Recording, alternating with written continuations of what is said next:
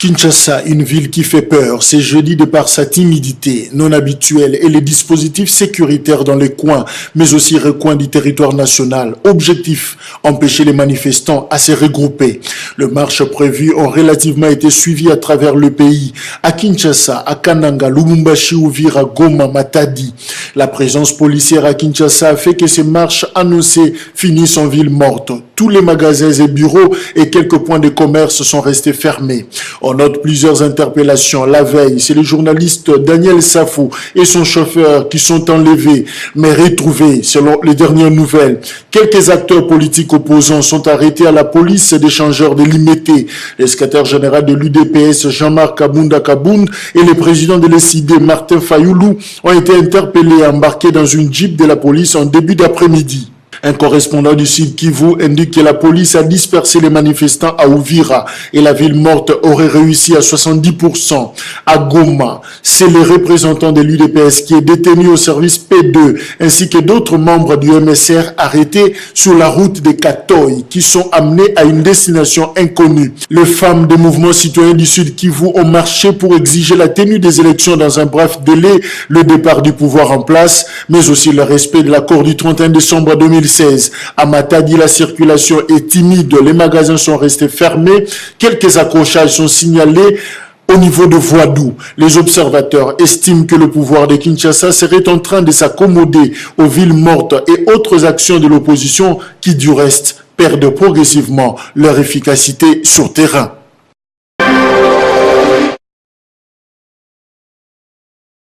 Nous exigeons à cet instant même qu'il y ait suspension d'examen de ces projets de loi par la Commission politique, administrative et juridique à l'Assemblée nationale pour le simple fait que c'est une loi éminemment politique qui exige absolument qu'il y ait un consensus autour de la classe politique et de la société civile sur les fameuses innovations.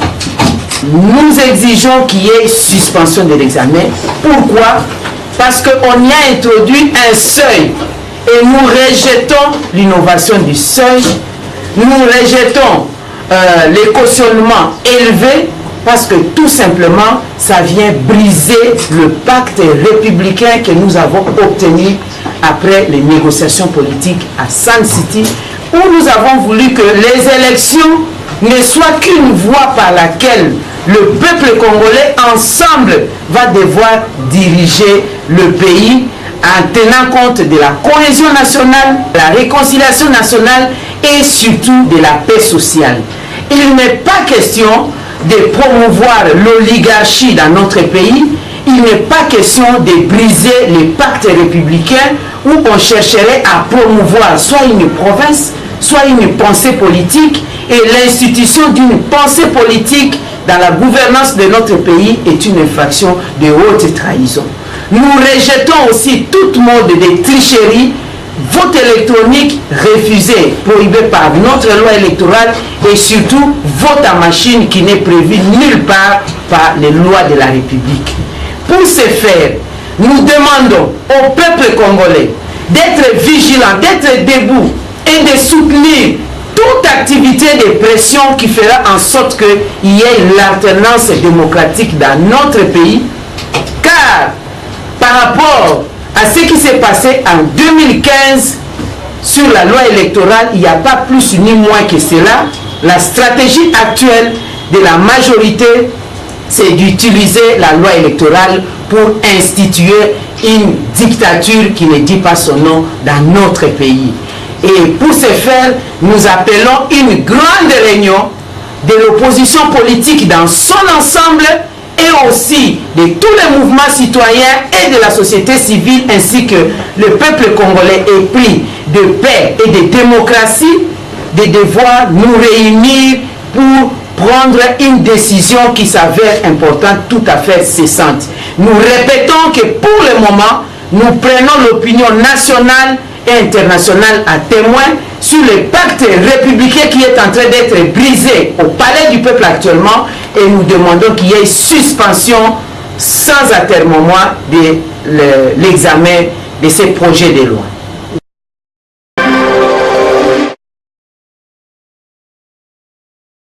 à propos du projet perfide et macabre visant la révision de la loi électorale, nous notons qu'à la veille de chaque cycle électoral dans notre pays, la mouvance kabiliste change toujours les règles électorales. Alors qu'il est de principe qu'on ne change pas les règles du jeu en cours de partie. En effet, nous constatons avec indignation et colère que M. Joseph Kabila a décidé de nous ramener à la situation qui avait prévalu en janvier 2015 lorsqu'il voulait opérer un passage en force par l'utilisation de sa majorité mécanique à l'Assemblée nationale pour le vote d'une loi électorale qui faisait du recensement une condition préalable à l'organisation des élections. Se servir d'un projet de loi électorale unique pour tenter de refermer le piège de l'arnaque électorale en préparation avec la complicité avérée de M. Nanga qui confirme ainsi sa partialité et son allégeance au parti de M. Joseph Kabila.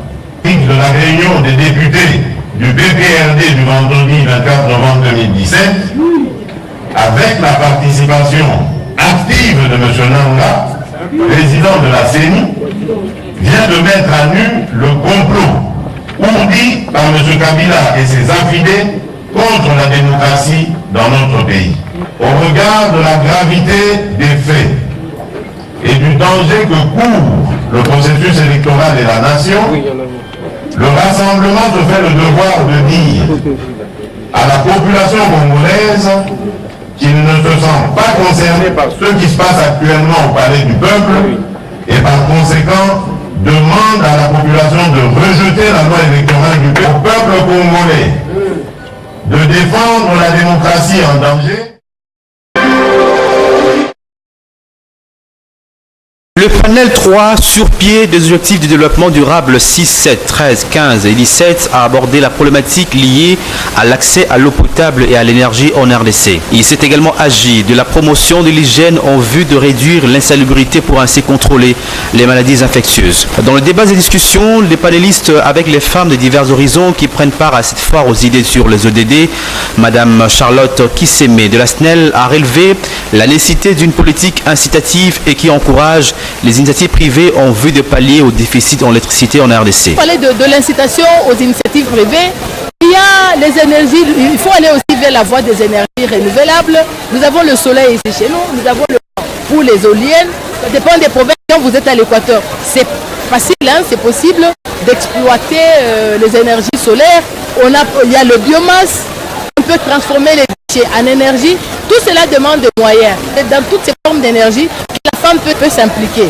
La femme s'impliquer, l'implication de la femme par rapport à ce qui vient de se dire ici, je crois que c'est un plaidoyer à mener auprès des autorités pour obtenir qu'ils s'engagent à accompagner les initiatives privées. Un entrepreneuriat social et l'organisation de coopératives demeurent pour Madame Joëlle Billet, entrepreneur, l'une des solutions de l'implication des femmes. Par entrepreneuriat social, nous entendons le fait que la population s'implique, qu'il y ait une sorte de gestion collégiale et participative à tous les niveaux, de façon à ce que quand c'est des problèmes qui touchent une communauté, on va dire, dans une province donnée, que ce soit en matière de l'eau, en matière de l'accès à l'électricité ou tout simplement en matière d'alimentation, de l'éducation, il faudrait que les personnes les plus touchées ou les plus concernées par la question s'impliquent aussi et ne soient pas toujours en retrait. La problématique de l'assainissement doit bénéficier de l'engagement de toutes les femmes et interpelle pour sa part Madame Inona, bourgmestre de la commune de Ngalema. La gestion doit être rationnelle. Mais pour que cette gestion-là soit rationnelle, il faut une participation de tout le monde. Et c'est pourquoi nous avons vraiment partagé avec les autres femmes. Vous avez vu que c'était des objectifs durables pour un développement. Docteur Céline Sikoulissimwa, autant que l'ingénieur Bandira du ministère de l'Énergie et Docteur Marie Kapepela, pédiatre de son état, ont tablé sur, entre autres, l'importance de l'eau et de la mise en place d'une vision intégrée pour faciliter l'accès à l'eau et à l'énergie dans notre pays. Le président de la centrale électorale Corneille Nangaa au four et au moulin pour convaincre la population sur l'importance des étapes à suivre pour organiser les élections en République démocratique du Congo comme est prévu le 23 décembre 2018. Et c'est dans le but de solliciter l'adhésion de cette population à soutenir le processus électoral en cours. Ce jeudi 30 novembre 2017, Corneille Nangaa a sensibilisé les étudiants de l'université protestante au Congo IPC dans la salle de promotion de cette institution de l'enseignement universitaire. À cette occasion, le président de la CENI a présenté l'état de lieu des préparatifs des élections avec des avancées enregistrées de plus de 44 millions d'enrôlés en attendant la fête de l'opération d'enrôlement dans la région du Kasaï. Il a ensuite présenté le calendrier électoral publié comme preuve matérielle qui atteste la détermination de la CENI à organiser les élections en RDC. Les élections, c'est aussi la science. Sans la science, il n'y a rien. Nous sommes venus dans un cadre purement scientifique. Comme l'a dit le professeur, voir comment concilier la théorie à la pratique. Nous sommes donc venus donner aux jeunes étudiants, nous leur avons donné plus ou moins l'historique de la démocratie à travers l'Afrique. Ça nous a permis de leur donner ou de faire l'état des lieux du processus électoral à la République démocratique du Congo, en disant où nous en sommes avec l'enrôlement, le travail qui nous attend et la mise en œuvre du calendrier. Tout cela, ça rentre dans le cadre de la sensibilisation pour la tenue des élections prochaines le 23 décembre 2018. Lors des échanges avec les étudiants de l'université protestante au Congo, le numéro 1 de la centrale électorale a présenté la machine à voter et les étudiants à l'air tous se sont exercés à la pratique de voter par cette machine. Je crois que la première des choses, c'est que je puisse d'abord remercier le président de la CENI de s'être déplacé et d'avoir passé 4 heures de son temps avec les jeunes étudiants qui sont aussi les jeunes majeurs qui vont tenter la première expérience des élections au moment où cela sera possible. Nous avons souhaité allier la théorie à la pratique. Ils ont appris sur le plan théorique la souveraineté citoyenne qui s'exprime par le vote. Et aujourd'hui, ils ont eu la chance de rencontrer le président de l'organe technique qui organise les élections dans notre pays. Je crois qu'ils ont été à la source même et ils ont eu des informations plus que ce que j'ai donné pendant l'enseignement. Je crois que ça a été très bénéfique pour les étudiants et vous avez suivi que du début à la fin, ils ont été captivés par l'intervention du président et ils ont même goûté au test du vote électronique. Je crois que c'est une expérience qui n'est pas donnée à tout le monde et je souhaite à ce que les autres universités emboîtent les pas pour que la jeunesse soit déjà initiée au vote. Finalement, la vérité a triomphé à l'Assemblée provinciale de Kinshasa et c'est après plusieurs tractations observées au sujet du détournement des fonds de cette institution. À cet effet, le rapport de la commission d'enquête chargée pour élucider ces cas de détournement à l'APK a été publié tard le mercredi 29 novembre 2017. Dans ce rapport, après l'enquête menée, la commission a reconnu coupable du détournement de ses finances le bureau de l'ancien président de l'APK, Roger Tsing-Mbemba, destitué. De ces faits, tous les membres de l'ancien bureau ont été eux aussi destitués, excepté le vice-président Francis Mbengama, qui n'a pas été concerné dans ces détournements. Le questeur David Louyeye, collaborateur de Roger Tsing, qui a empêché le nouveau bureau de l'APK d'accéder aux comptes bancaires de cette institution, a été bel et bien destitué comme les autres. Conséquence de la gestion calamiteuse de notre institution, c'est qu'il y a des responsabilités collectives et c'est regrettable. Le règlement intérieur qui nous régit, je dirais que toute la ligne n'a pas été respectée. L'immobilité, alors il devrait en tirer le conséquences. Maintenant, sur le plan individuel, ils ont aussi failli. Les testeurs. Donc il y a une gestion calamiteuse des ressources financières. Et le rapporteur, il a exécuté un ordre manifestement illégal. Après le rapport de la commission, l'Assemblée provinciale de Kinshasa compte ouvrir une enquête judiciaire contre Roger Tsing en justice. La conférence hebdomadaire de la MONUSCO de ce mercredi 29 novembre 2017 s'est basée sur la manifestation prévue pour ce 30 novembre sur l'ensemble du territoire de la RDC. La MONUSCO réaffirme son attachement au respect des droits de l'homme et à l'expression pacifique des opinions. Elle appelle les autorités congolaises à respecter la liberté des réunions et des manifestations qui figurent dans la constitution congolaise et à instruire les forces de défense et de sécurité à suivre les principes de nécessité, proportionnalité et légalité conformément aux normes internationales dans les opérations de maintien de l'ordre public. La MONUSCO rappelle également aux citoyens que les droits de manifester impliquent de s'abstenir de recourir à la violence sous toutes ses formes. À ce sujet, les membres du Conseil de sécurité des Nations Unies se sont exprimés face à la presse ce 28 novembre à New York à propos des opérations électorales en RDC. Suite à cette rencontre, ils déclarent avoir noté la publication par la CENI du calendrier électoral fixant au 23 décembre 2018 les élections présidentielles, législatives et provinciales et souligne qu'il est déterminant de garantir que ces élections ne soient pas à nouveau reportées. Il prie les autorités congolaises et toutes les institutions compétentes de prendre sans délai toutes les mesures nécessaires pour garantir que les nouveaux calendriers électoraux soient respectés. À l'occasion de la célébration ce 1er décembre de la journée mondiale du sida sous le thème droit à la santé, l'ONU SIDA estime que les droits à la santé couvrent bien plus que l'accès à des services de santé et médicaments de qualité. Il englobe toute une série de garanties importantes, entre autres le respect et la dignité sans discrimination, l'égalité des sexes, des conditions de travail saines. Sans droit à la santé, les gens ne peuvent se protéger efficacement contre le VIH ou accéder aux traitements et aux soins. Je pense que nous en avons tous suivi et je crois qu'il est grand temps que nous puissions aujourd'hui que le calendrier a été publié, la loi de répartition des sièges a été adoptée au niveau du Parlement et que le gouvernement a présenté la loi des finances.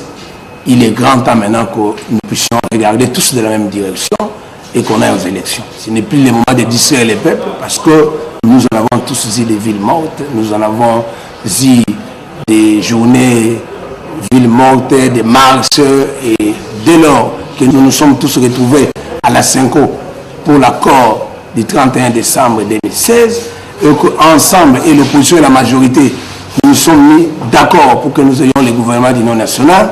Donc, contraire à cette démarche, c'est non sens à mon entendement.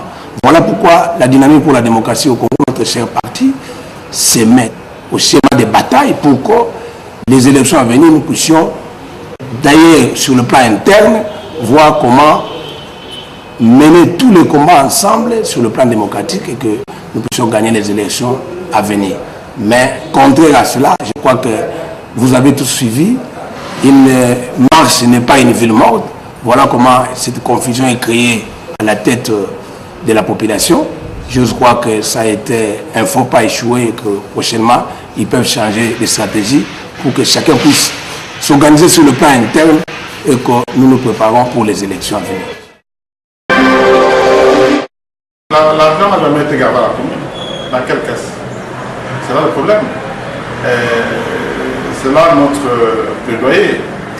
Le fait que l'argent perçu sur les documents liés au bois à loyer n'a pas été bien géré a fait que les bois à loyer deviennent aujourd'hui un fait privé où certains bourgmestres ont pensé qu'il fallait en faire une affaire personnelle. La Ligue des locataires a pensé que ce n'est pas normal. Nous devons plutôt orienter l'argent qui sort de bois à loyer vers les trésors publics. Nous avons les contrats de bail ou les livrets de bail.